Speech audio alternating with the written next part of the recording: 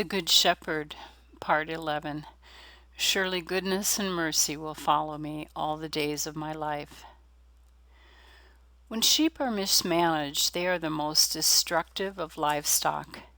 They can ruin and ravage the land in a very short period of time. But when sheep are managed well, they can produce the best of grazing land. Their manure is the most balanced of all livestock, and when scattered over a field, it produces very rich grazing land.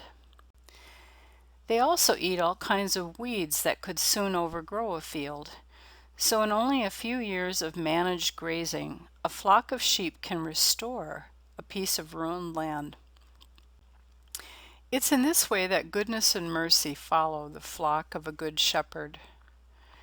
A sheep's welfare is summed up by the diligence of the shepherd. This line in Psalm 23 is David's boast of total confidence in his shepherd who controls his career and his destiny. It's a natural thing for you and I to worry, fear, and ask why. We may even be tempted to bolt from Christ's flock. But Jesus knows this and keeps alert to pick us up when we fall and gently set us back on our feet. To a trusting child of God, there is nothing that can happen to us that will not eventually be for our good. Even if we blow it, there can be great rest when we know that our shepherd Jesus is always there to restore and keep us. This is what it is to see the goodness and love of Jesus throughout our life. The sum of Christ's life on earth was that he went about doing good.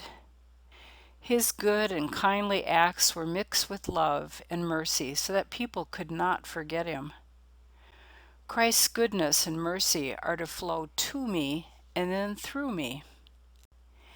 Every one of us in Christ's flock are to leave a trail behind us for the benefit of others.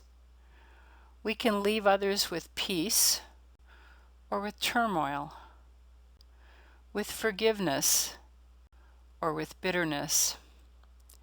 We can leave them with contentment or frustration, with love or with rancor, with bane or with blessing.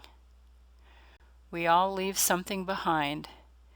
Is it the goodness and mercy that Jesus leaves behind for us?